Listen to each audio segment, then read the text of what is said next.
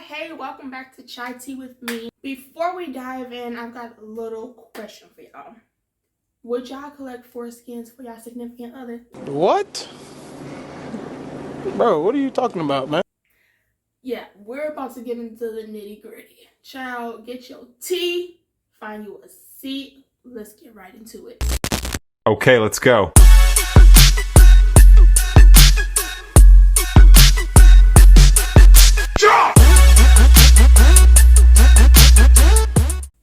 So this tea is from 1 Samuel chapter 18. Brace yourselves. There are two dudes. One dude is named Jonathan, the other dude is named David. And let me tell you, they are like two peas in a pod. BFFs, ride or dies, they are really, really close. And because of their tight bond, Jonathan's dad, whose name is Saul, kept David super close. Jonathan even hooked David up with all his gear. I'm talking about robe, tunic, sword, bow, belt, everything. Every mission that David went on, he ate. He was so cold that David promoted him to a high rank in the army. Things got real interesting when they went to war against the Philistines.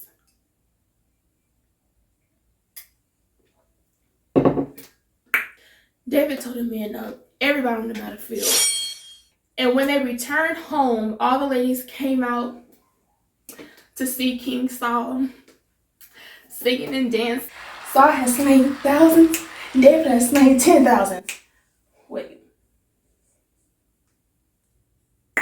So Saul is like, hold up. I killed thousands, David kills 10,000. You can imagine how Saul's ego took a hit. He got all jealous because David was getting more credit than him. From that moment on, Saul couldn't stand David. He became obsessed watching his every move.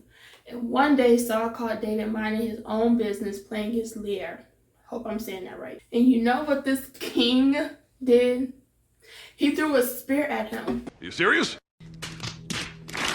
What are we doing? If David's outshining you in battle, maybe you need to work on your skills instead of throwing a spear at him while he's not looking. But here's the funny part. David dodged that spear not once, but twice. Saul couldn't hit a single thing. Now he's scared.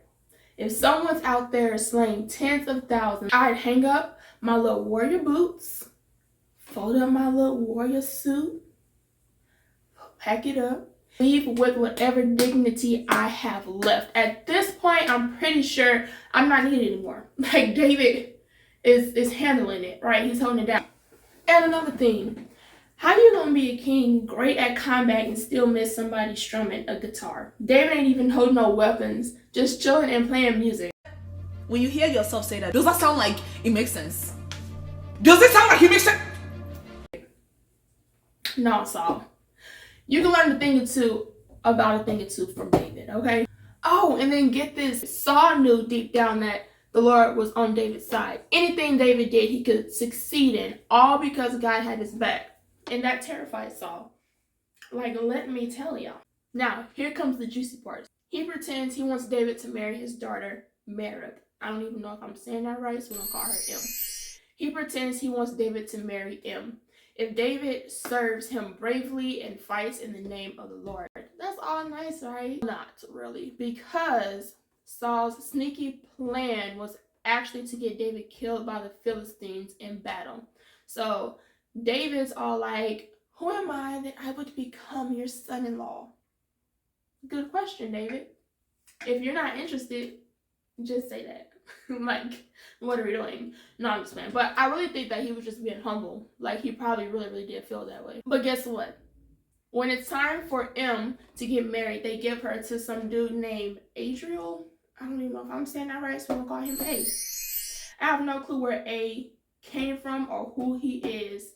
However, Saul's other daughter, Mitchell, we're gonna call her M.I., we're gonna call her me, loved David. And get this, when Saul found out, he was totally fine with it. Actually, he loved it. Isn't Saul just the greatest father ever? He wants his daughter to be happy, and he wants his son's bestie to live happily ever after, right? Wrong. Saul thought that Mitch, we're gonna call him Mitch. Saul thought that Mitch would be the perfect snare to lead the Philistines to kill David. Now, you might be wondering, how on earth would Mitch marrying David lead to his death. It will all make sense soon. Just stay with me, stay with me. Saul tries his best to make David his son-in-law. He even tells his attendants to privately talk to David and butter him up. So the king tries to butter him up. He's all like, David, you just a cool dude. Like, I really like him and stuff like that. And that right there, that's a message for somebody. You need to watch who you try to be friends with. Them people that's giving you all these compliments and buttering you up, just because they are seemingly nice, that don't mean they're for you. Like, they're on your side, like they're fighting for you. Because they may have a plan to destroy you, to hurt you. That's why it's good to pray for discernment, because God will show you who's for you and who's not for you. Anyway, long story short, David agrees, and Saul says, I don't want any cash for this marriage. Keep your money. Just bring me 100 Philistine foreskins. What? Like, what are we doing, right? Yeah, you heard me right. I want those foreskins as revenge on my enemies. Isn't killing them, like, enough? No, not for him. This man wants David to go back, grab the scissors, and cut them babies off 100 times. Can you imagine that? First of all, that's nasty. I bet it stank. Like, no. Just imagine the armies cheering. The enemy's dead. The enemy's dead. Hold up. David, what are you doing? You look over at David. David hunched over a dead Philistine body, snipping off foreskins. Like, what are we doing? That's disgusting. Anyway, okay. Let's get back to the tea. Why would marrying Mitch be a trap? Back to that question. Saul wanted David to get those foreskins because he thought the Philistines would kill him before he could get his hands on, the foreskins. But guess what? David wasn't phased at all. He like, okay, bet. He goes out, slays not 100, but 200 Philistines, and brings Saul a bag full of foreskins. Baby, if you're my mans trying to kill people for their foreskins, I don't want it. That's the effort I need. Collect foreskins for me, baby. That's actually really disgusting. Oh, we got Bible study. So they pour the little slabs of meat on the table, start shifting through them, counting just to make sure that David delivered. And finally, David marries Mitch. Saul realizes the Lord is with David, and not only that, but his own daughter is head over heels in love with him, in love with David. At this point, Saul is even more terrified of David. While the Philistine commander and David continue to clash it out in battle, David keeps coming out on top, even more successful than Saul's officers.